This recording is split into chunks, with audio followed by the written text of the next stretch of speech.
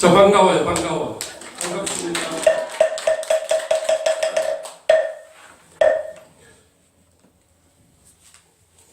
자, 합장하시고 지금부터 불기 1563년 3월 27일 제3차 3기 대법연사 불교대가 입학식을 하도록 합니다.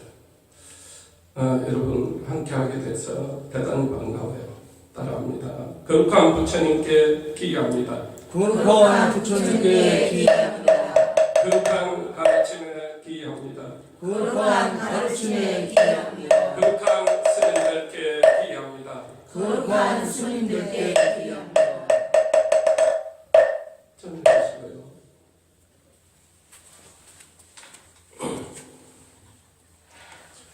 우리 대법연사 불교대학에 오신 것을 다시 한번 환영드리고, 스님이 평생을 불교학교를 했어요. 부산에서 조그마한 그 도시 한가운데서 불교학교를 시작해가지고 절도 아닌 조그마한 가정집을 하나 빌려가지고 한 35년 전에 불교학교를 시작해가지고 20년 전에 이제를 짓기 시작했어요. 이제는 또 우리가 2000년이니까 지금 19년이니까 딱 횟수로는 20년이잖아요. 그렇죠?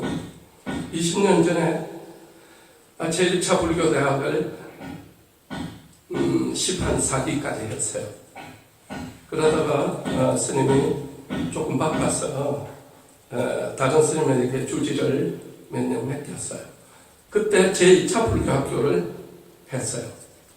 그래서 그 스님이 또 큰 절을 맡다가 울산 최고 큰 절을 맡아 가시는 바람에 또 할 수 없이 제가 맡았어요. 그래서 이제 올해 3년차, 3차가 되죠. 3차 불교대학 여러분은 3기생이 됩니다. 다시 한번 진심으로 축하드리고요.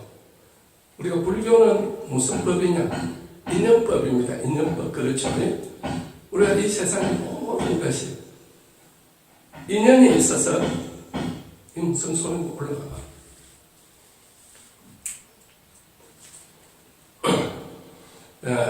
서로 만나는 것도 인연이고 헤어지는 것도 인연입니다. 수많은 김해도 절이 많아요. 김해 시내에도 뭐 100여 가까운 절이 있는데 수많은 절 중에 우리 절과 인연이 됐어요. 여러분들. 자, 그래서 1학기, 2학기로 나눠요. 그래서 1년 과정이 됩니다. 1년 과정.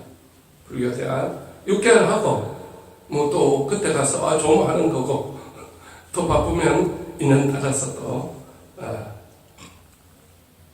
하는 겁니다. 자, 여러분 중에는 절에 처음 오신 분도 있고 또 불교대학을 다른 데서 나온 분들도 있고 절을 몇십 년 다닌 분도 있고 또 처음 오는 분들도 있겠죠. 우리가 사회에서는 나이가 차이 나고 세대가 차이가 나고 학벌이 차이가 나고 또 생활 수준이 차이가 나면 함께 배우기가 곤란해요. 근데 불교는 그렇지 않아요. 자, 부처님 법은 뭐와 같느냐? 부처님 법은 태양과 같아요. 태양. 하늘에서 햇빛이 내리쬐일 때 아이고 저는 나무가 작으니까 조금만 내리쬐고 저는 나무가 크니까 좀 많이 내리쬐고 그래 안 하죠? 햇빛도 무조건만 작은 나무든 큰 나무든 쫙 내리쬐입니다. 그러면 나무가 살고 싶으면 지 알아서 1년생은 1년생만 침 받아먹고 100년 된 나무는 100년 된 나무만 침 받아먹어요. 그래서 부처님 법은 뭐 10년을 불교학교를 다니다 와도 배워도 되고 오늘 뭐 처음 와도 배워도 돼요. 그 대신에 처음 온 분은 뭐 조금밖에 못 알아들었고 뭐 오래된 분은 똑같은 걸 봐도 우리가 어떤 깨우침을 얻는 때가 있어요. 그렇죠? 똑같은 말이었는데 그때는 내가 왜 못 알아들었을까?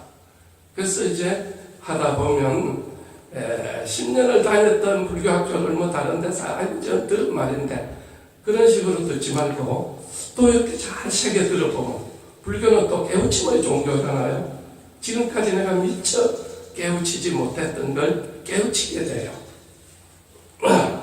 자, 부처님 법은 또 뭐와 같느냐? 비와 같다. 비와.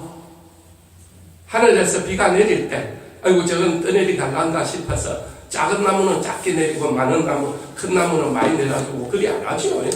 큰 나무든 작은 나무든 100mm, 200mm 쫙 내리퍼 붙습니다.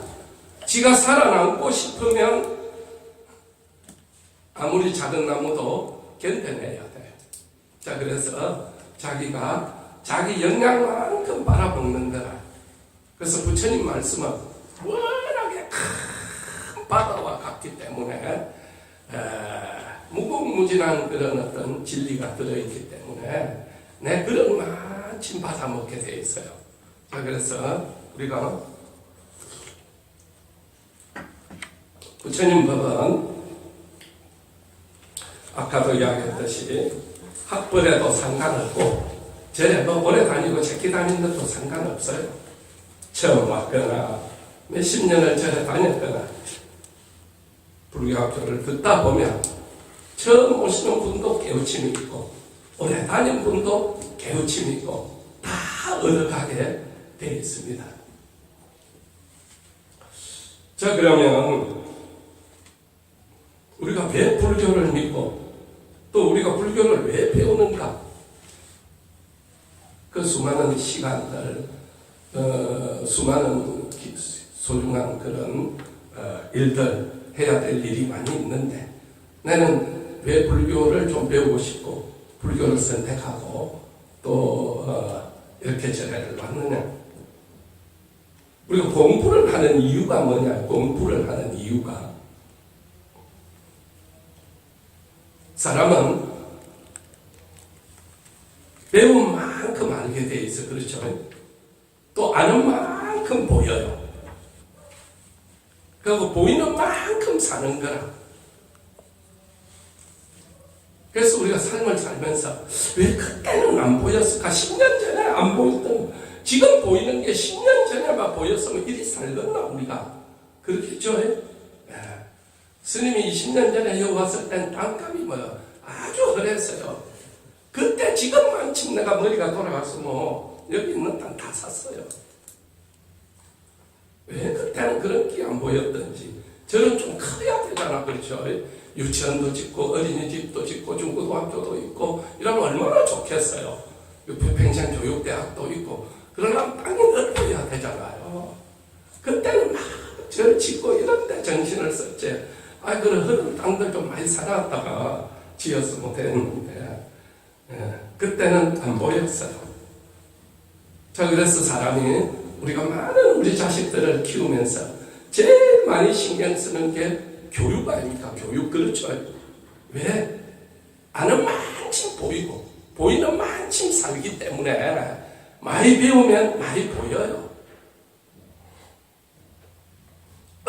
그래서 우리가 지금 아는 것을 10년 전에 알았더라면 지금만큼 10년 전에 철이 들었더라면 지금하고 달라졌겠죠. 내 삶이.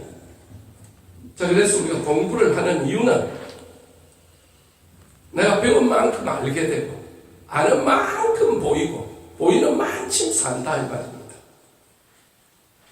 왜 우리가 또 불교를 믿고 불교 공부를 하느냐? 우리가 인생할 때 사람 인자는 그렇죠. 막대기 두 개가 그렇죠. 서로 이렇게 기대고 있잖아요. 그렇죠. 사람은 혼자는 못 살아요. 혼자. 독불 장군이 없다. 혼자 살 수가 없잖아요. 그렇죠. 서로 믿고 서로 의지하고 삽니다. 사회도 우리가 가장 좋은 사회는 무슨 사회입니까? 1번 불신사회, 2번 신용사회. 어떤 사회가 좋은 사회입니까? 서로 믿음이 있어야 되겠죠. 그렇죠. 믿음이 있어야 되는 거라. 그러니까 정치도 국민에게 믿음을 줘야 되는 거라. 그렇죠. 네. 자, 그래서 우리가 제일 좋은 사회가 신용사회다, 신용사회. 신용은 글자 그대로 믿는 거니까 서로. 믿고 의지하고 살 때 사람은 든든해지죠. 믿는 구석이 있으면 또 힘이 생겨요. 서로 믿고 살면 평화로워져요. 평화로워. 불신사회가 되면은 평화가 깨지죠. 평화가.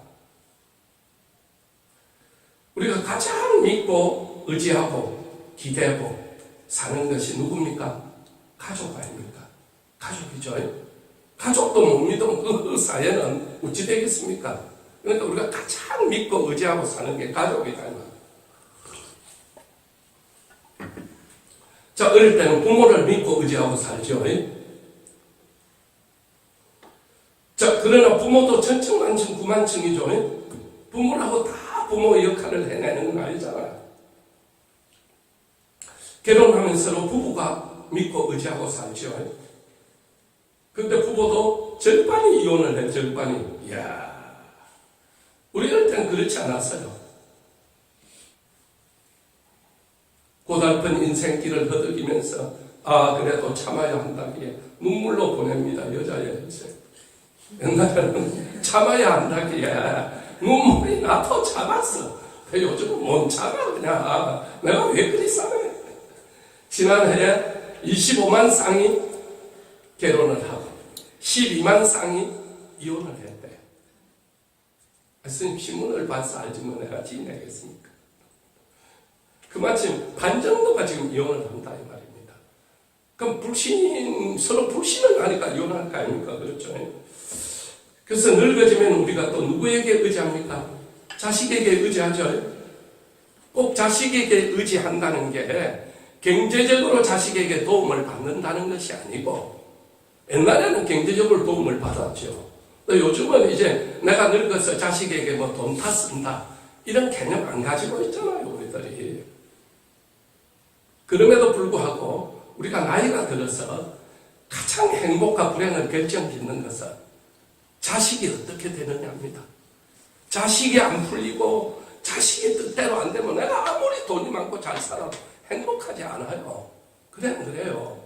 자식들 앞길이 잘 열리는 게 내 노후에 가서 가장 평화롭고 행복한 삶이 열리는 겁니다. 그래서 항상 우리가 자식이 잘 되기를 기원하고 비는 거 아닙니까?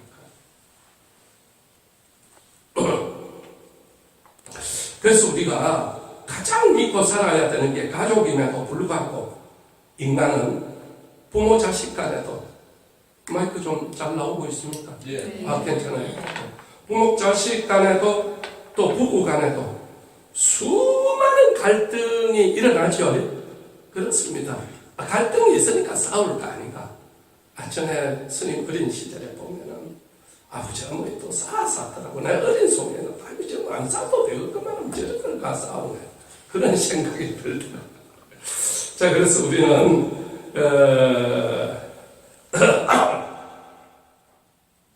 수많은 갈등이 있고 우리 뜻대로 안 되는 게 너무 많아요. 그래서 인간은 절대로 변하지 않는 그런 존재를 찾기 시작했어요. 그래서 종교가 생겨나는 겁니다. 종교가 없는 나라는 한 군데도 없어요. 이 북소련, 중국 다 전에 다 바글바글 하고요. 공산주의 종교 인정 안 한다 해도 다 비밀리에 예배 보고 기도하고 그래요. 그럴 수밖에 없어요. 2조 500년은 불교를 인정을 안 했어요. 여러분이 잘 알다시피 신라 백제 고구려 삼국시대에는 불교가 국교였어요. 고려시대에도 불교가 국교였어요. 정도전이가 오면서 유교를 받아들이면서 불교를 탄압을 하기 시작합니다. 그럼에도 불구하고 2조 500년 동안 가장 불심이 깊었던 분이 무슨 대왕이다? 세종대왕, 세종대왕. 유교를 가지고는 달랠 수 없는 게 있어요. 공산주의만 가지고 유물론만 가지고는 도저히 해결 못할 게 있어요. 우리가 유교는 삼강오륜이 있잖아요. 부모에게 효도하고 나라에 충성하고 부부는 서로 적이 있어야 되고 그 다음에 우리가 형제간은 서로 차례가 있어야 되고 친구 간에는 신의가 있어야 되고 이것만 가지고 사는 게 아닙니다. 그 세종대왕은 어머니가 막 아버지가 막 외삼촌 다 죽여버리고 어머니가 2조 500년 기틀을 마련했는데도 불구하고 막 어머니는 막 저 뒷방 찬밥 신세를 했고 그 세종대왕의 어머니 원경항후는 56세 한을 품고 세상을 떠나요. 어머니의 한을 달랠 기질이 없는 거예요. 그래서 불교를 믿고 스님을 모셔다 제를 지내니까 어머니의 한이 달래지는 거예요. 그건 뭐 다른 걸과 해결할 방법이 없는 거예요. 방법이. 그래서 우리는 삶을 살면서 뭐 밥만 먹고 뭐 옷만 잘 입고 뭐 똑똑하고 돈 많고 그것만 해결되는 게 아니라니까. 아무리 잘 살아도 세월 후에서 우리 아버지 죽고 피곤하면 어떻게 이거 돈을 다 달래겠나? 그 한을 어떻게 풀어야 되겠나? 그때 역할을 해주는 게 종교다 이거 종교. 그럼 그 한이 풀립니다. 그래서 우리가 내가 믿고 따를 절대적 존재가 하나 필요했던 거예요. 그래서 종교가 탄생하게 됩니다. 그 수많은 종교 중에 여러분은 무슨 불교를 믿고 배우게 되는 겁니다. 자, 우리가 태어나면서부터 어린이집, 우리 시절에는 어린이집도 못 다녔지만 그 다음에 유치원, 요즘은 이제 잣대로가 이야기하는 겁니다. 초등학교, 중학교, 고등학교, 대학까지. 지금 뭐 60 넘은 사람들은 대학 갈 수 있는 사람이 100에 한 명도 안 됐어요. 요즘은 뭐 100에 뭐 7, 80명 대학을 가는 시대니까. 인생을 살아가면서 필요한 수많은 공부를 하죠. 20년 가까이 배웁니다. 우리가 중학교, 고등학교 올라가면 초등학교서부터 그렇죠. 덧셈, 뺄셈, 곱셈, 나눗셈. 이거는 다 필요해. 우리 삶에서 필요하나 안 필요하나. 필요하죠.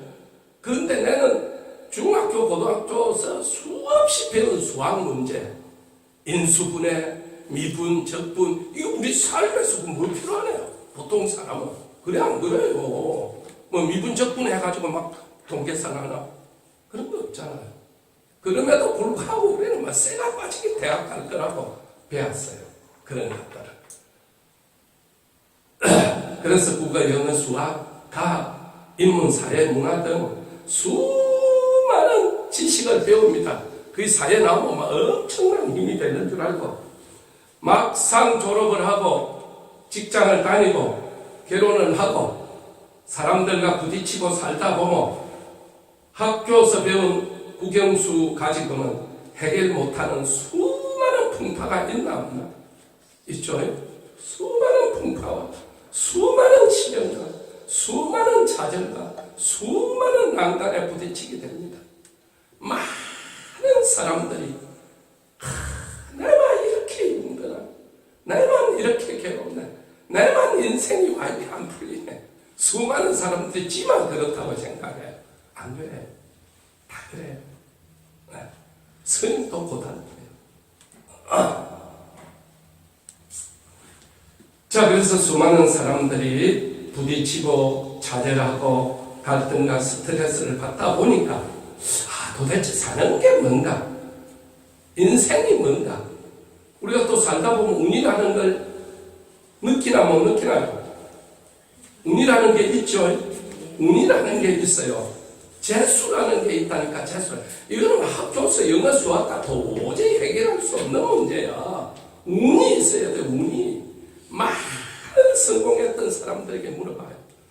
나는 운이 좋았다. 기회가 자기에게 딱 주어졌다. 또 복이라는 게 있어요. 복이라는 게 똑같이 노력을 하는데 어떤 사람은 복이 있어. 복이. 다 어렵다 푸고 다 죽겠다 푸는데 마스크 회사, 공기청정기 회사는 막 작년보다 막 10배, 20배 지금 회사가 잘 돌아갔으면 난리라는 거예요, 난리.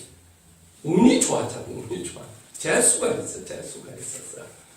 이런 미세먼지가 이렇게 일어나고 할 기라고 누가 몇 년 전에 예측을 했겠어요. 살다 보면 우리가 스트레스가 쌓이고 분노가 쌓이고 한이 쌓이고 괴로울 때가 있어요. 그럼 이걸 어떻게 해결을 해야 될까요? 어떻게? 몸이 아플 때는, 몸이 힘들 때는 병원에 가면 돼요. 마음이 힘들고 괴롭고 답답할 때 바로 필요한 것이 불교다 이 말입니다. 산장의 여인을 보면 뭐라고 합니까? 찢어진 가슴을 부여안고 어디로 들어가냐? 산장으로 들어가잖아요. 찢어진 가슴을 부여안고 사는 게 낫겠나? 좀 지대로 시원하게 좀 치료하고 사는 게 낫겠나? 치료하는 방법을 모르니까 가슴을 부여안고 산장으로 들어가요. 그래서 바로 불교가 그 해답을 우리에게 주고 있다 이 말이에요. 주고 있어요. 불교는 삶이 힘들고 또 괴롭고 허전하고 우울하고 스트레스 받는 많은 사람들에게 용기를 줘요. 용기를. 또 희망을 줘요. 희망을. 마음의 평화와 안정을 줍니다. 안정을. 또 이루고 싶은 간절한 소원이 있겠죠. 누군가는. 그런 사람에게는 반드시 그 소원을 이루게 해주는 뭐 있다? 힘이 있다. 힘이. 스님은 처음 들어서 2,500평을 사가지고 시작할 때 내가 언젠가 수십만 평을 사가지고 여기에 부처님의 나라 김해를 대표하는 랜드마크 법당을 랜드마크 절을 지을 거야. 그랬어요. 그랬는데 아무리 열심히 해도 땅을 살 수가 없어요. 먹고 사는 게도 겨우 그렇다.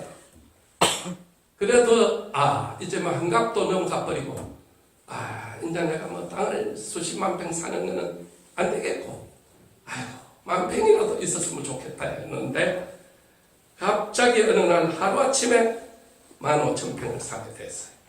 사고 나니까 뭐 이 앞이 땅값이 뭐 5배, 10배씩 지금 다 뛰잖아. 꿈을 가지고 끝까지 노력하면 반드시 기회가 주어지구나. 종교란 바로 우리에게 그런 꿈을 이루게 하는 정신력을 키워주는 그런 아주 묘한 힘이 있어요. 힘이. 자, 그래서 부처님 말씀 속에는 또 영불 속에는 기도 속에는 수많은 중창들의 근심 걱정을 잠재우고 우리의 몸과 마음을 평화와 행복으로 이끄는 엄청난 힘이 있습니다. 힘이. 요즘 수많은 텔레비 프로 100개도 넘잖아. 100개도 채널이 그렇죠. 보면 먹는 이야기, 시간대기 없는 웃는 이야기, 돌아다니는 이야기. 그거 가지고 우리의 슬픔, 우리의 스트레스, 우리의 힘든 걸 근본적으로 해결할 수가 없어요.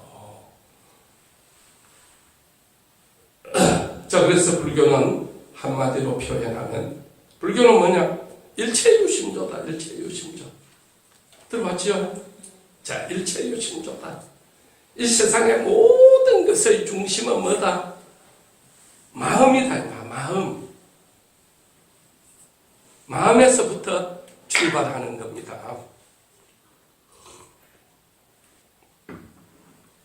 원효대사와 의상대사가 중국으로 유학을 갑니다. 1400년 전에 요즘도 외국 유학하는 게 대학생 100명이 나오면 외국 유학은 뭐 1, 20명밖에 못 가잖아요. 요즘 같은 세상에서.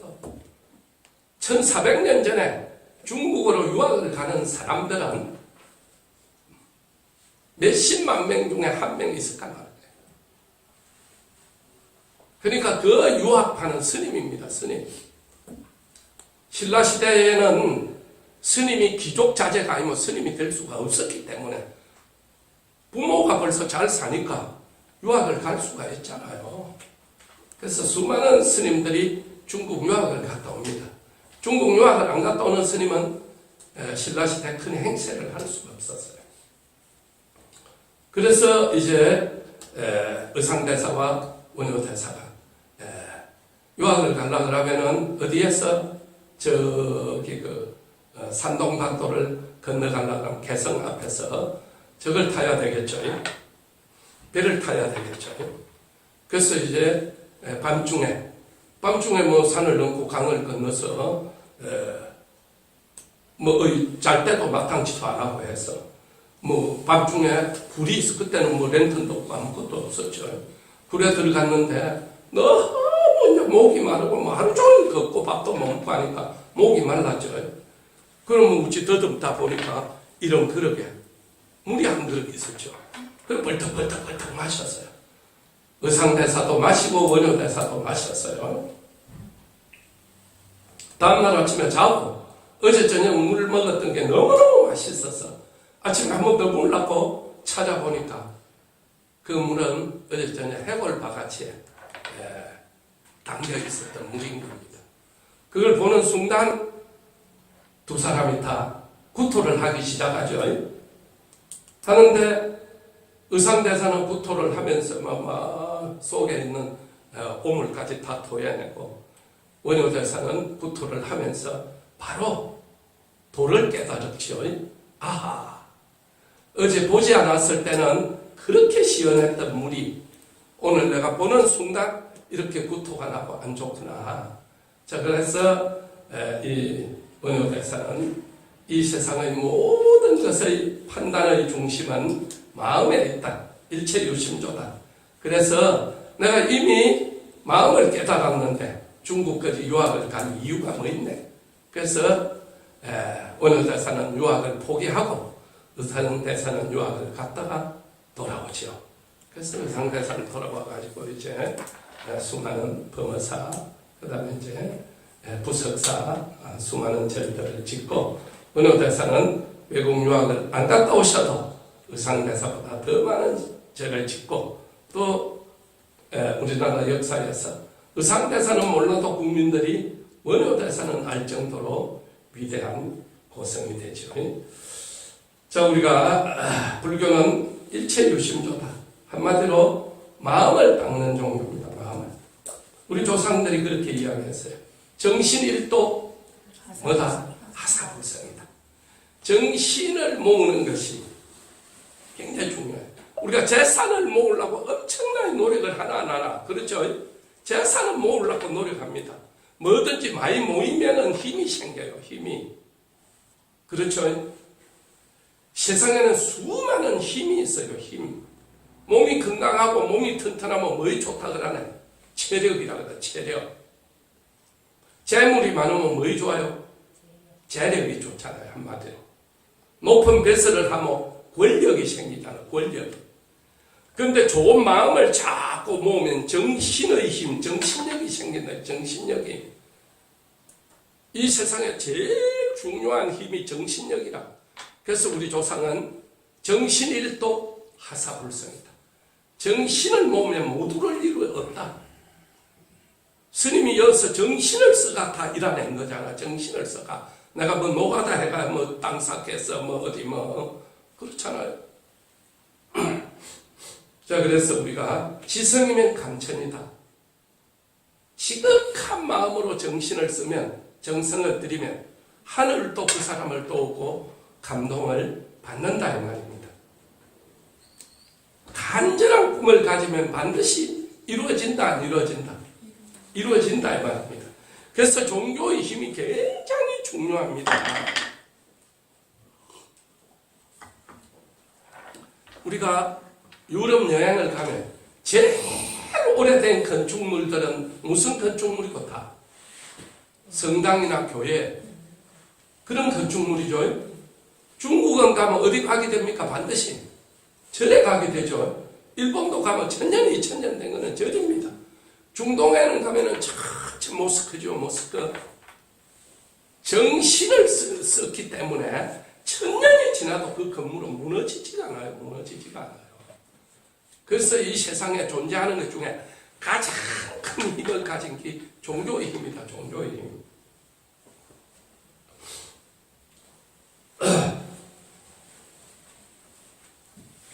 우리가 정신을 쓰고 기도를 하는 것이 중요한 이유가 뭐냐?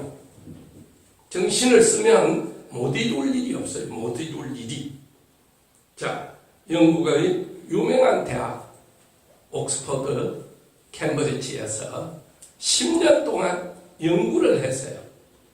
우리 많은 사람들이 종교인이 하는 말은 안 믿을 수가 있어도 과학자가 하는 말을 믿는다 안 믿는다? 믿잖아요. 왜 믿을까요? 과학자는 그게 증명이 될 때까지 수만 번이라도 같은 실험을 반복해서 내놓기 때문에 신뢰를 하는 겁니다. 그렇죠? 자, 그래서 옥스퍼드 대학, 캠브리지 대학에서 의과대학입니다.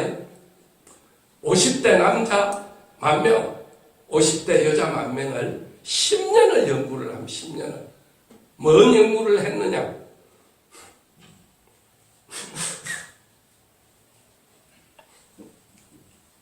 우리가 마음을 먹는 것이 우리 건강에 어떤 영향을 미치는가 연구를 했어요. 10년 후에 발표를 했는데 아주 놀라운 결과가 나타났다는 거예요. 우리가 종교를 믿게 되면 절에 오든지 교회 가면 제일 먼저 비는 것 중에 하나가 뭡니까? 우리 가족 건강하게 해주세요. 그렇죠? 우리 삶에서 가장 중요한 것이 건강입니다. 스님도 어제 갑자기 감기 몸살이 많이 와가지고 하필 오늘 제일 좀 컨디션이 안 좋았어요. 그만 평소 같으면 그만 내는 쉬고 싶어요. 근데 내를 대체할 사람이 지금 당장은 여서 없기 때문에 아파도 나가야 되겠다. 영 많이 아팠으면 못 나오겠지. 그렇죠? 그래서 제일 중요한 게 건강입니다. 그래서 우리는 절에 가거나 교회 가거나 어디 가면 또 1년을 처음 시작하는 그런 때 우리가 하다 못해서 떠오르는 태양을 보고 빌면서도 뭘 빕니까? 우리 가족 올해 건강하게 해주세요. 그러죠? 그러면 건강하게 살게 해주라고 비는 사람하고 아이고 그런다고 뭐 건강하나 아무렇게나 사는 사람과 계속 절이나 교회 가서 비는 사람과 10년을 연구를 해보니까 건강하게 살게 해주라고 비는 사람이 아무렇게나 사는 사람보다 12년을 더 건강하게 살더라. 이렇게 보고서가 나와 있어요. 자, 그러니까 우리 마음이 우리 인체에 미치는 영향이 엄청나다 이겁니다. 자, 여러분은 앞으로 1학기, 2학기 동안 불교 입문 이 불교 입문이죠. 예. 이 책은 천상 사야 됩니다. 예. 전에는 이 영혼을 향하여도 한 권이었는데 요즘은 이 사람들이 두 권을 딱 만들어가지고 두 권을 사도록 만들었어요. 자, 그래서 불교 입문은 글자 그대로 우리가 불교를 믿는 분들이 알아야 될 일반 상식과 기초 법문이고, 그 다음에 영혼을 향하여 열반을 향하여는 부처님의 일생과 부처님이 우리에게 가르침을 주고자 했던 그런 팔만대장경의 중요한 부분들이 적혀 있는 겁니다.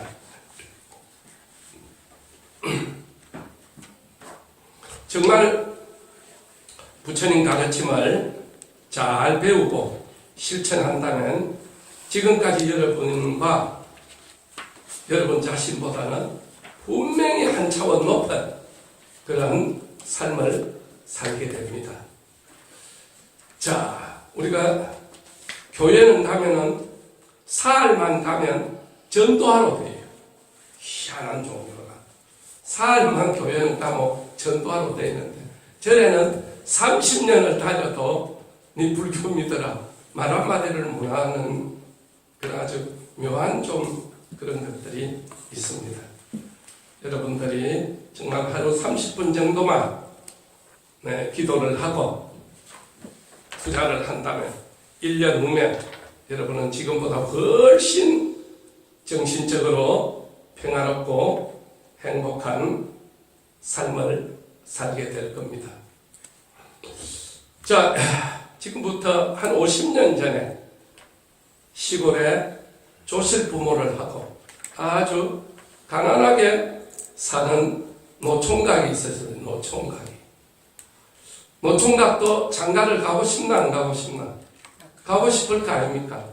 그러니까 동네마다 중신애비가 하나씩 있잖아요. 중신을 해준 사람이 하나씩 있었어요. 우리 어릴 때는. 자, 그러니까 중신애비만 만나면 할매 내 장가 좀 보내줘서, 아이 이놈아, 네가 딸이 있어도 네 같은 놈한테 보내겠나? 네한테 누가 오겠네?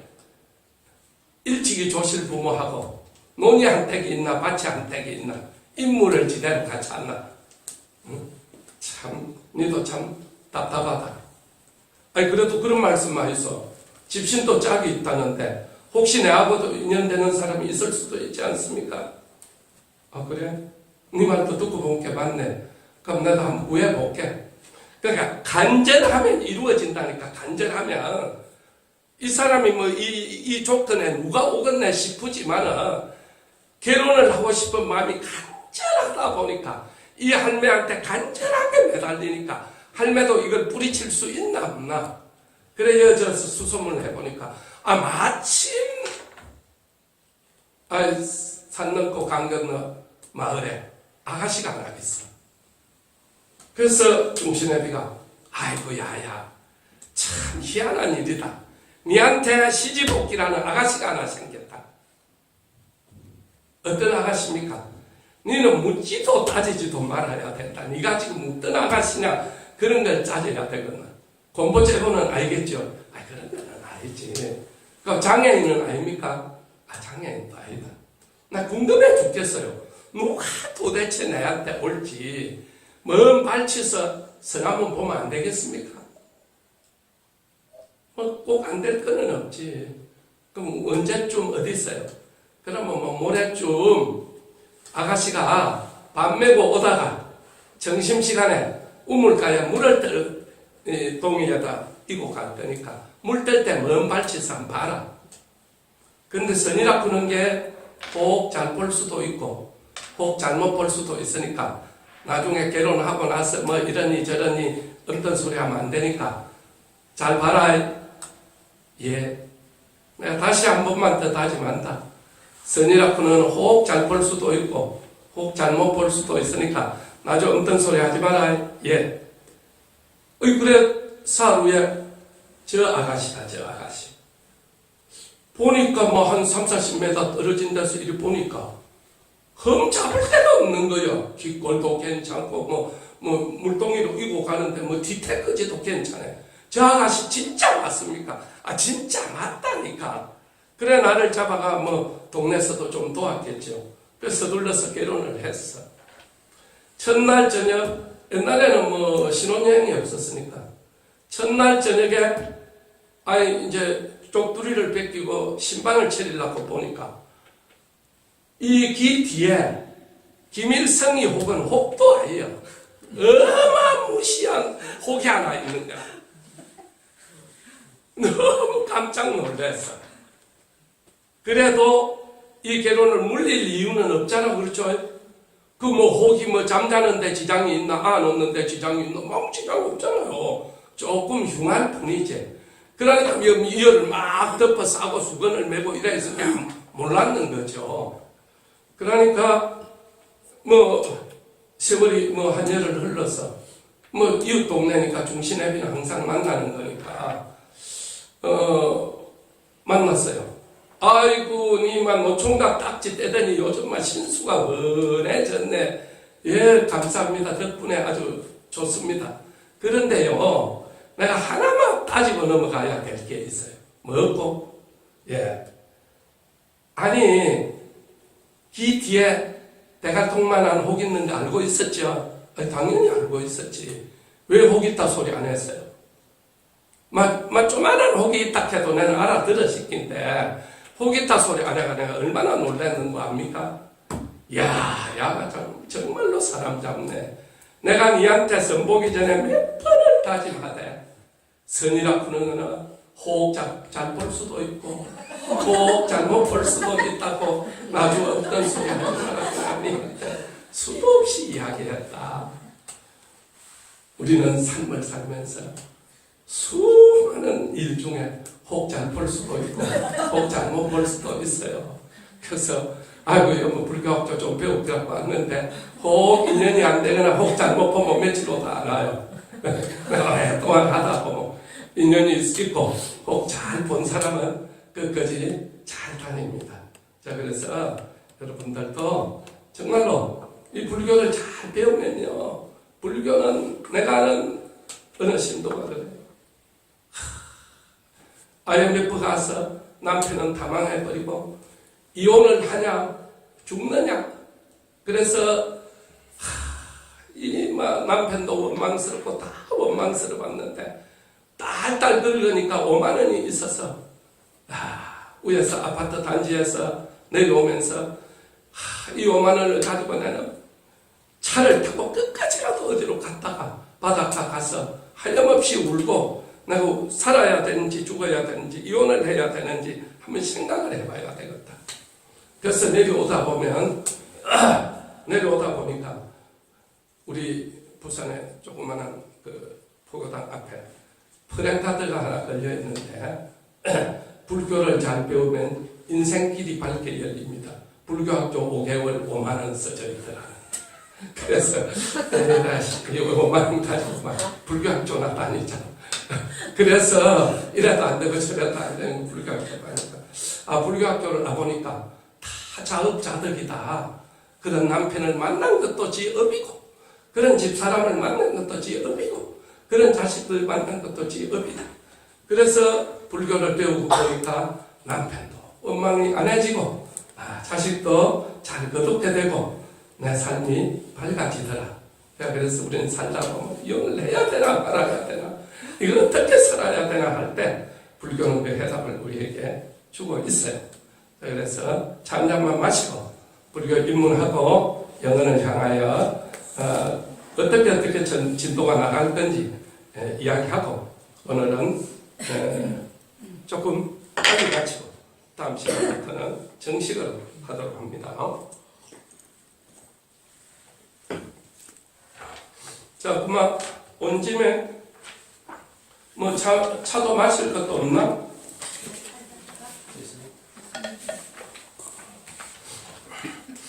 자, 그러면 차 마시면서 봅니다. 여러분 불교 입문가 있습니까? 책이 있어. 예.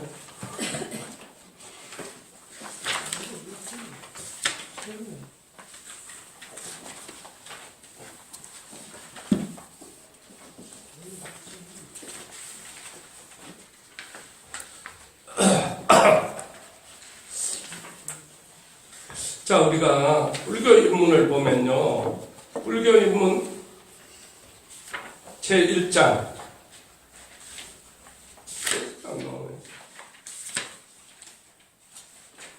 자, 14페이지 바로 앞장. 우리가 왜 종교를 가져야 하는가 있죠? 자, 종교는 왜 필요하며 종교의 역할은 무엇인지 살펴본다. 또 다른 종교와 구별되는 불교의 특징을 이해해야 된다. 그렇게 되어 있어요. 자, 삶의 의미와 종교다. 자, 어느 날 이른 아침 부처님은 길을 나섰다. 자, 여러분이 이제 이 불교 학교를 다니거나 배우기 전에는 부처님은 그냥 신적인 존재라고만 생각하는 경우가 많이 있죠. 부처님도 우리 인간처럼 똑같이 인간으로 인도에서 태어난 겁니다. 예수님은 이스라엘에서 태어났듯이 이렇게 이제 부처님은 인도에서 지금부터 1620여 년 전에 인도에서 태어나신 겁니다. 자, 어느 날 이른 아침 부처님은 길을 나섰다. 마을에서 가장 부유한 노인이 삶을 마칠 것을 내다보시고 서둘러 그의 집으로 향한 것이다. 그가 살아오면서, 자, 같이 한번 읽어봅니다. 단 한 번도 인생에 대해 진지하게 생각하지 않았으며 자신을 돌아볼 시간도 가져보지 못한 채 삶을 마치게 된 것이 안타까웠기 때문이다. 마침 노인은 집을 증축하는 공사를 하던 참이었다. 부처님은 그에게 다가가 이야기를 나누려 했지만 노인은 바빠서 말을 나눌 시간이 없노라고 했다. 어쩔 수 없이 부처님은 그냥 돌아서 나와야 했다. 하지만 부처님이 몇 걸음을 떼기도 전에 집안에서 비명소리와 함께 구슬픈 울음소리가 터져나왔다. 숟가락이 떨어져 노인이 세상을 떠났기 때문이다. 스님이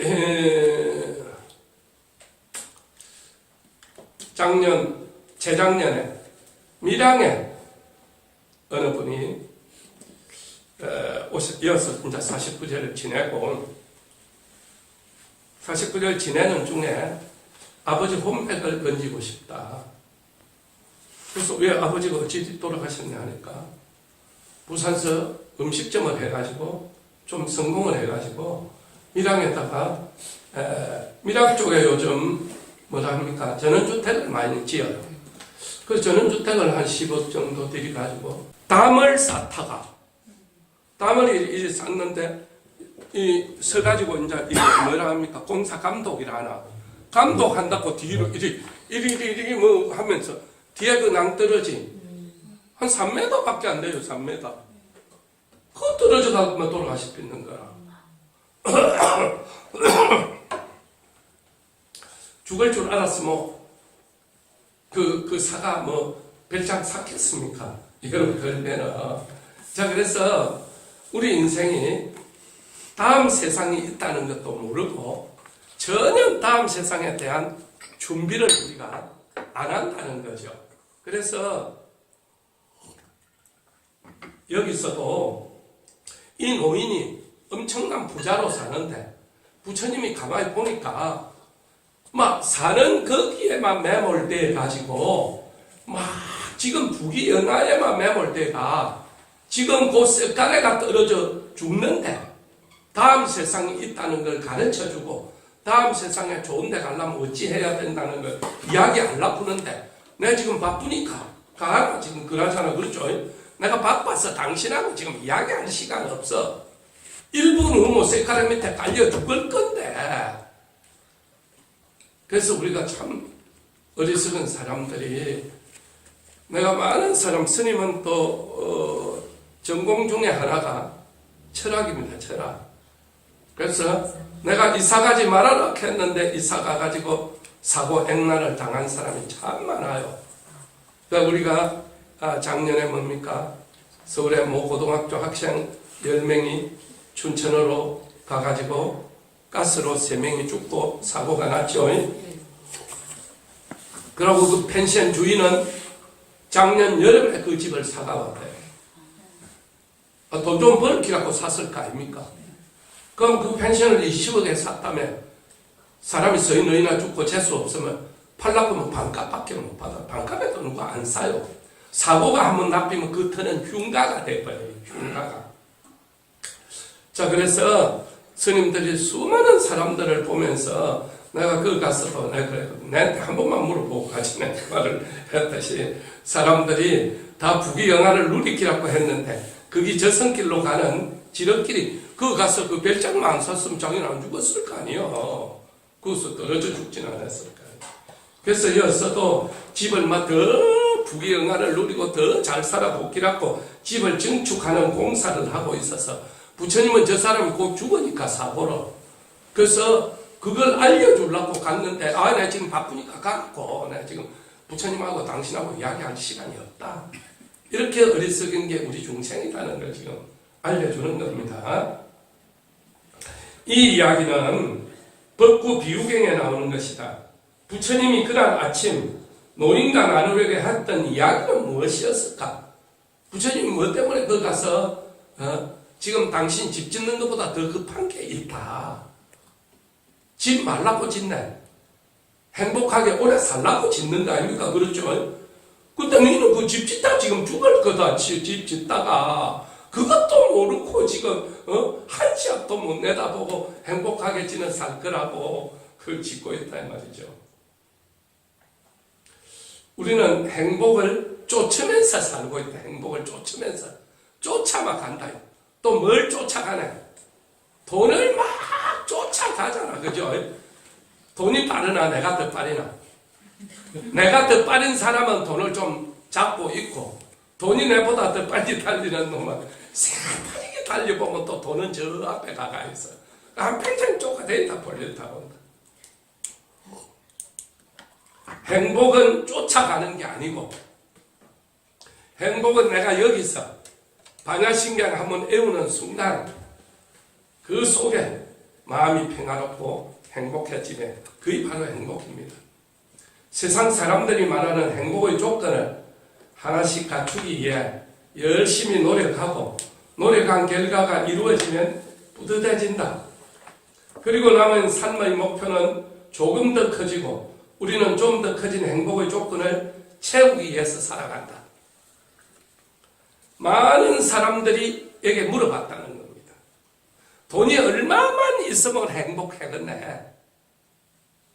그랬더니 많은 사람들이 돈이 지금 배만 벌면 좋겠다.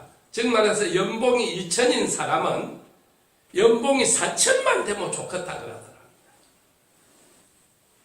그래서 몇 년 있다가 이 사람이 연봉이 4천이 됐어요. 야, 너 이제 꿈을 이뤘네 보니까 아니다. 지금 번 거에 배만 벌고 내가 은이 없겠다. 그 8천이 됐어요. 한 5년 후에 그래서 니 요즘 이제 성공했네 좋겠네. 8천을 벌어 보니까 연봉을 지금 딱 답을만 되면 은이 없겠다 그래요. 그렇죠? 우리가 차가 없을 때는요. 팅커만 타도 막 행복합니다. 행복해. 근데 티콜 타고 갔는데 동창회에 갔는데 친구는 소나타 타고 오면 그만 그 행복이 깨지나 그대로 있나? 깨져버려. 그 우주제가 소나타를 탔는데 친구는 그만 제너시스 타고 왔어요. 그 우주제가 제너시스 탔는데 다음에 가니까 벤츠 타고 가는 거예요. 우리가 행복을 계속 내 스스로에게 만족을 못하고 누군가와 비교하면서 저만치면 돼야 나는 행복할 거야. 나는 이만큼 돼야 좋을 거야. 근데 불교는 우리가 노래방은 뭡니까? 노래방 갔다 오고 나서 행복하나 노래하는 그 순간순간이 행복하나? 그렇죠. 바로 종교가 중요한 이유 중에 하나는 뭐 가난하거나 부자거나 반야신경을 애우거나 천수경을 애우거나 기도를 하면 기도하는 그 순간이 없는 사람도 행복하고 있는 사람도 행복하고 내 마음은 평화로워요. 그래서 종교는 돈이 있고 없고를 떠나서 마음의 평화와 안정을 통해서 자신감도 얻고 희망도 가지게 되는 겁니다. 자, 그래서 우리가 행복을 쫓으면서 살아가야 되겠나? 행복을 이렇게 함께 누리면서 살아야 되겠나? 자, 그래서 아무리 노력해도 일이 뜻대로 되지 않을 때가 있죠. 그럴 때는 크게 실망하고 절망하게 마련이다. 그런 때 어떤 사람은 절망을 딛고 다시 일어서지만 어떤 사람은 좌절한 그 자리에서 일어나지 못한다. 자, 종교는 끝없이 우리가 넘어졌을 때 다시 손을 잡아주고 다시 일어나게끔 해주는 힘을 가지게 돼요.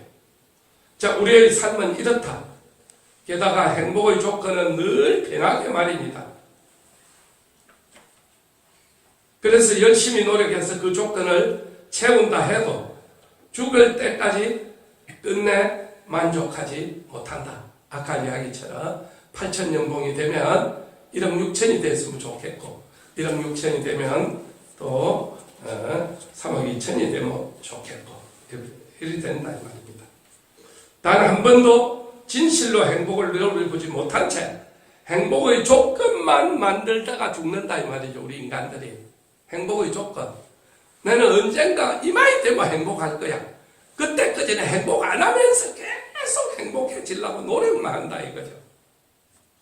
지금 여러분이 와서 법문 듣는 순간이 행복해야 되고 배우는 순간이 행복해야 돼. 내가 이런 걸 수학 영어 이런 거하고는 전혀 다른 또 이런 게 있구나. 자, 우리는 왜 도대체 이렇게 행복하라고 애를 쓰느냐?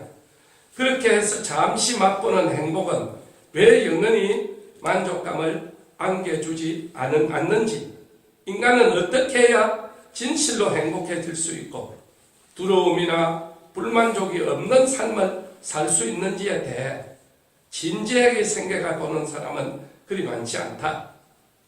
대부분의 사는 사람들은 남들이 사는 대로 살면서 세상이 제시하는 조건을 쫓으며 남의 눈치를 보려나 남의 인생을 살다가 스스로의 삶을 마치게 된다. 게다가 남을 따라 사느라 이런저런 업을 짓고 그 업이 불러오는 각오는 자기 자신이 받는다. 그러는 가운데 울고 웃고 정신없이 한 세월을 보내는 것이 우리들 보통 사람의 삶이다. 세상에서 가장 소중한 것은 나 자신인데 단 한 번도 나는 어떤 사람이고 나에게 어떤 가치가 있는지 진정으로 생각해 보지 못한다면 얼마나 안타까운 일인가. 우리는 인생에서 내면의 내가 있고 외면적인 내가 있어요. 그렇죠? 예. 누구 엄마, 누구 집사람, 누구 며느리, 누구의 누나 이런 걸 떠나서 내 자신의 어떤 영혼의 세계가 하나 있어요. 영혼의 세계. 난 정말 행복할까? 난 정말 잘 살고 있는가? 내 영혼은 지금 평화롭게 있는가? 우리는 내 영혼이라는 이 정신세계를 핑계치고 현실에만 아둥바둥 살고 있어요. 자, 이렇게 말하면 내 인생이니 참견하지 말라고 하는 사람도 있을 것이고 인생이란 본래 그런 것이니 어쩔 수 없다고 말하는 사람도 있을 것이다. 하지만 세상 사람들이 너도 나도 추구하는 삶을 살면서 왜 행복하게 웃는 시간보다 두려워하고 슬퍼하고 근심하는 시간이 더 많은 것인가? 아마 부처님은 그날 아침 노인에게 단 한순간이라도 자기 인생의 진짜 주인으로 살아갈 여지를 안겨주고 싶었을 것이다. 경전에는 이와 비슷한 이야기가 아주 많은데 다른 경전에는 젊은 청년의 이야기가 있다. 부처님께서 깨달음을 이루신 지 얼마 지나지 않았을 때다. 한 청년이 같이 읽습니다. 이른 새벽에 집을 뛰쳐나왔다. 그 청년의 이름은 야사. 그 집의 외동 아들이었다. 야사의 집안은 아주 부유해서 그는 모든 쾌락을 누릴 수 있었다. 지난 밤에도 야사의 집에는 평소와 다름없이 커다란 잔치가 벌어졌다. 아름답게 그지없는 무희들이 악기로 음악을 연주하며 노래를 부르고 감동적인 춤을 추는 가운데 야사는 향기로운 술을 마시며 잔치를 즐겼다. 술과 욕정이 밤늦도록 흐르는 가운데 어느 순간 야사는 술에 취해 골아떨어졌고 무희들도 악기를 아무데나 팽개치고 쓰러져 잠들었다. 이런 새벽 야사는 문득 눈을 떴다.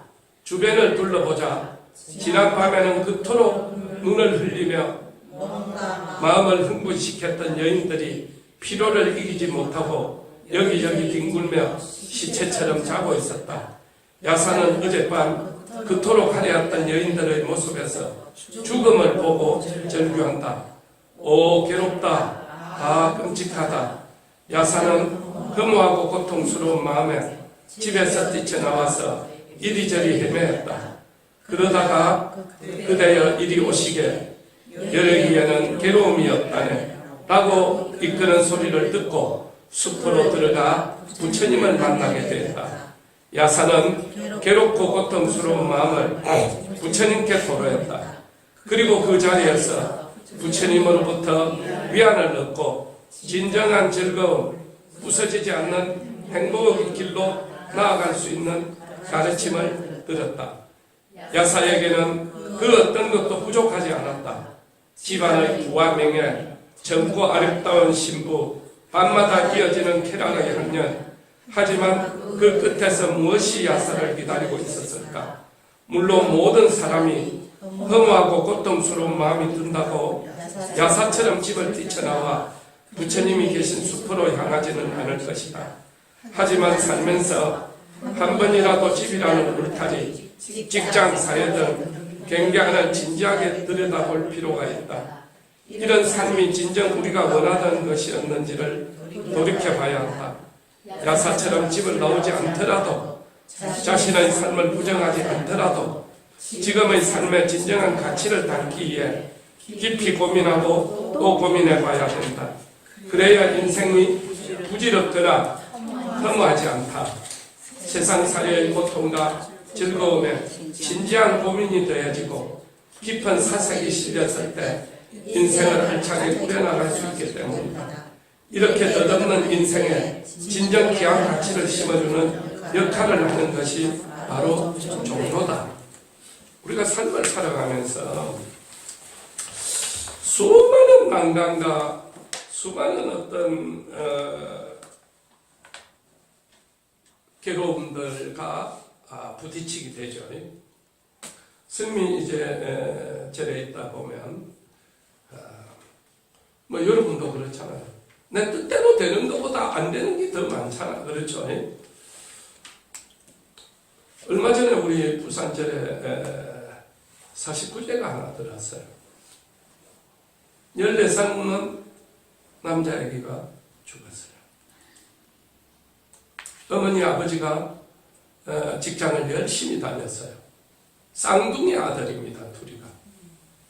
이제 올해 14살이니까 초등학교 졸업이잖아요. 요즘 부모들은 자식들 초등학교 때 뭐 멀리는 못 가도 뭐 태국이나 이런 뭐 중국이나 일본 정도는 한번 듣고 갔다 오잖아요. 그래서 졸업 기념으로 부부도 한 번도 외국 여행을 못 갔대요. 그래서 우리 아들 초등학교 졸업 기념으로 외국이나 한번 듣고 가자. 그래서 태국 파타야를 듣고 갔어요. 그 패키지에 따라갔다 그래요. 다음 애기는 둘이가 자고 한 방에 자고 자기는 이제 옆방에서 누자는데 아침에 자고 일어나서 보니까 아들이 하나가 난간에서 떨어져 죽어버린 거예요. 우리는 정말로 삶을 살아가면서 그랬을 때 여러분 한번 생각을 해보세요. 그죠? 그게 내일이다 하고 세월호 같은 참 여행 갔다고 갔는데 죽어버렸을 때 우리는 이런 일들이 우리 주변에 너무 일이 아니고 나의 삶에서 우리가 감당해야 될 이런 수많은 크고 작은 일들에 우리가 부딪히게 돼요. 정말로 그 부부가 죽고 싶다 하더라고. 죽고 싶어. 그래서 절에 와서 하루에 1시간씩 와서 기도를 하고 나니까 그 죽고 싶은 마음도 좀 가라앉고 힘든 마음도 좀 가라앉는다. 또 우리 신도 중에 한 분은 아들이 이제 꼭 군대를 가게 되는데 군대 가기 전에 자행이 타는 배에 좀 한 3개월만 우리 힘드니까 좀 돈 좀 벌어 좀 가면 안 되겠나. 어머니가 간곡하게 이야기를 하니까 아들이 갔어요. 한 15년 전 이야기인데 그래서 그 배가 28명이 다 죽었어요. 그러니까 이 어머니가 그 배를 아들은 타기 싫다 그랬는데 어머니가 타라 해서 타가 죽었으니까 어머니는 평생 그 자식에게 어떤 죄책감이 있잖아. 그렇죠? 그래서 막 절에 와서 우는 거야. 울지 말고 경을 읽어라. 그래서 10년을 하고 나니까 이 아들이 어머니 내가 경기도에 있는 아무개 집에 태어났으니까 이제 어머니 나를 위해서 기도 안 해도 되고 울지 않아도 됩니다. 그 꿈을 깨고 나니까 거짓말처럼 가슴에 있던 능어리가 쑥 내려가고 있는 것 같더라는 거예요. 우리는 삶을 살면서요, 수많은 갈등과 수많은 어떤 아픔과 수많은 이루고 싶은 꿈들이 있다 아닙니까? 그렇죠? 자, 그래서 기도가, 종교가 그런 것들을 이루게 해주는데, 또 그런 응어리를 풀게 해주는데, 그런 한을 풀게 해주는데 아주 엄청난 그런 역할을 해줍니다. 우리가 요즘은 이제 과학이 발달되고 의학도 발달됐으니까 육체적인 병은 어디에서 웬만하면 다 나사줍니까? 병원에서 나사주죠. 그러나 우리가 찢어진 가슴을 부여안고 참 정말로 한많은 이 세상 정말 야속한 일들이, 또 수많은 사랑하는 사람들과 이별, 또 수많은 괴로운 사람들과의 만남, 날만 자고 나면 쌓이는 스트레스, 이런 것들을 우리가 어떻게 해결해야 될 거냐. 바로 이런 것들을 우리는 기도를 통해서 정화시키는 겁니다. 자, 우리가 자고 나면은 샤워하고, 자고 나면 음식도 씻어 먹잖아요. 우리가 뭐만 안 씻네. 마음만 안 씻는 거예요, 마음만. 마음은 씻을 줄도 닦을 줄도 몰라요. 그래서 바로 그 마음을 정화시키고, 마음을 닦고, 마음을 힐링시키는, 요즘 제일 중요한 게 정신 힐링이에요. 마음 힐링. 그렇죠? 그래서 우리가 바로 사람은 우리가 말을 통해서 제일 많은 스트레스를 받고, 말을 통해서 제일 전체 친척 간에, 가족 간에, 부부 간에 삐끼는 거는 서로 말 섭섭하게 하고 말로서 전체 상처를 줘서 그렇거든요. 바로 치유의 말이 연불이고 기도입니다. 반야신경은 한번 애우고 나면 내 마음의 상처가 치유가 돼요. 다른 사람도 마음의 상처를 치유할 수 있어요. 자, 그래서 바로 이 불교란 우리 마음의 어떤 그런 모욕을 씌워주고, 마음을 정화시켜주고, 마음을 성장시켜주고, 마음을 행복하게 해주고, 마음의 힘을 키워줘요, 정신력을. 그래서 여러분들이 1년 동안 참 정말로 불교를 잘 배우면 여러분이 지금보다 훨씬 성장해 있는 자신을 보게 될 것입니다. 불교는 아침에 피어나서 저녁에 지공하는 그런 나팔꽃 같이 사흘만 교회 가면 전도하러 가는 그런 종교가 아니라, 불교는 국화처럼 한 송이 국화꽃을 피우기 위해 봄부터 소촉새는 그렇게 울었나. 한 송이의 국화꽃을 피우기 위해 천둥은 먹구름 속에서 또 그렇게 울었나 보다. 먼 젊음의 뒤안길에서 이제는 돌아와 거울 앞에 앉아 내 누님같이 생긴 꽃이여, 노란 내 꽃잎이 피우고 간밤의 목소리는 저리 내리고 내게는 잠도 오지 않았나 보다. 서정교의 국화의 뱃슬처럼 불교는 정말로 봄부터 소촉새 소리를 듣고 여름의 천둥과 번개, 수많은 대학볕을 이겨내고 가을에 무서리를 맞고 피어나는 국화처럼 우리도 살다 보면 수많은 시련과 수많은 고통, 우리가 40이 넘으면 불혹의 나이라 그러잖아요. 50이 넘으면 지천명이라 그래. 하늘이 이 세상에 니를 뭐 때문에 내보냈는지 알아야 되는 나이다 이 말입니다. 그래서 우리가 정말로 이 불교를 통해서 내 자신을 개발하고 정화시키고, 또 우리가 많은 주변에 힘들어하고 어려워하는 그런 어떤 사람들에게 위로를 해주고 힐링을 해주는 그런 어떤 좀 더 고급스러운 삶을 살 수 있는 것이 바로 불교입니다. 불교. 자, 그래서 불교는 뭐다? 무슨 간장이다? 1번 샘표 간장, 2번 몽고 간장. 아, 샘표 간장이다. 보고서도 몰라요. 들어서도 몰라요. 맛을 보고 맛을 아는 샘표 간장처럼, 불교는 맛을 보면은 달라져요. 좋은 맛을 한번 보고 나면 잊을 수가 없죠. 자, 그래서 여러분이 이 불교를 통해서 여러분 인생을 업그레이드 시키고, 여러분 정신력을 보다 한 차원 높이고, 여러분 현실적으로도 이루어지지 않는 것도 계속 기도하고 또 하다 보면 반드시 이루어져. 알겠죠? 오늘 풀 가동 안 해도 됩니다. 다음 시간부터는 어차피 12시까지 해줄 거예요. 불교 배우면 재미있어요. 불교 배우면 행복해져요. 불교 배우면 인생이 달라져요. 여러분 정말로 오늘 함께해서 감사드리고 앞으로 더 잘해서 우리가 불교학교 온 것이 행복한 삶이 되도록 합니다. 리차드 기어라고 합니까? 네. 미국에 유명하죠. 자, 이분은 달라이라마를 만나고부터 인생이 바뀌었어요. 내 삶에서 내 인생에서 수많은 대통령서부터 수많은 사람들을 만나봤지만 내가 만난 사람 중에 가장 고귀한 분은 달라이라마였다. 그리고 내 인생에서 가장 행운은 불교를 만난 것이었다. 나는 다음 생에 태어나면 티베트의 수도승으로 태어나고 싶다. 자기 번 것의 80%는 티베트 불교를 위해서 씁니다. 자, 여러분도 우리 대법능사를 만난 것이, 불교를 만난 것이 여러분의 삶에서 가장 행운이 되고 행복한 삶이 되도록 그렇게 합니다. 예, 수고하셨어요. 마지막으로 주장하고 따라합니다. 중생을 다 던지오리다. 중생을 다 던지오리다. 번뇌를 다 끊어오리다. 번뇌를 다 끊어오리다. 법문을 다 배우오리다. 법문을 다 배우오리다. 불도를 다 이루오리다. 불도를 다 수고하셨어요.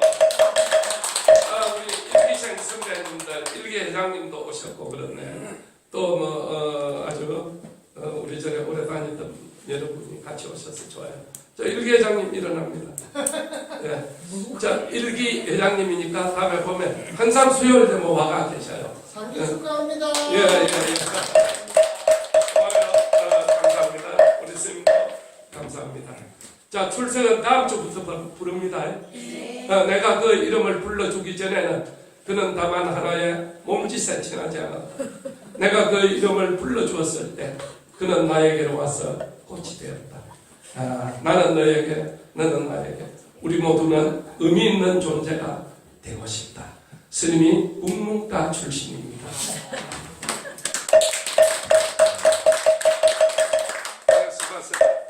아이고 내가 감기가 와가지고. 네, 감사합니다. 예.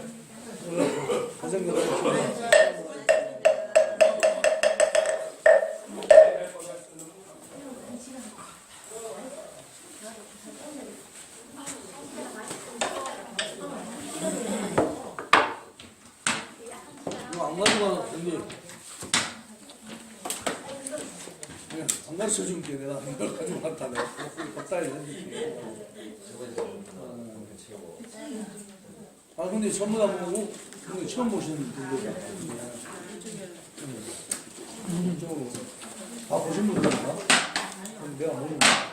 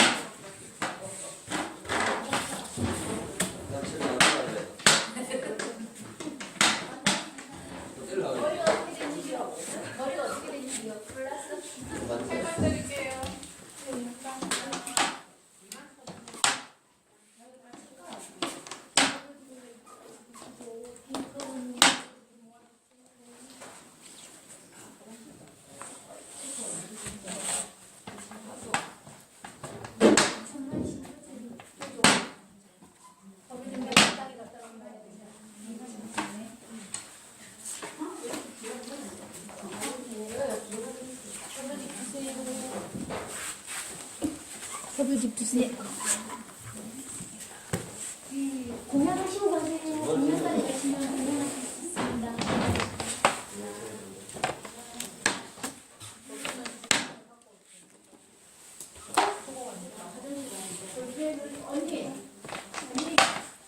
네, 있습니다. 볼펜을 어떻게 하시냐고. 볼펜 가지고 가세요.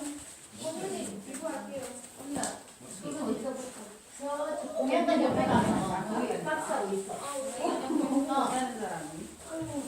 저희 집이 누가 또 15분 가져왔는데. 아니, 지금 안 했어. 저희 집 줘. 저희 집 주세요. 함께 가져왔는데. 위에 배력이, 아니 요거 하고 위에 있는데. 아니, 모자라. 근데가, 술에다 놓으시면 해야 돼. 어차피 모자라. 아 이거 거기 내가 중간점에서 이렇게 있는 걸 갖다 줘. 예, 예. 올라가는 거. 우리 카메라 안 떴네. 제스카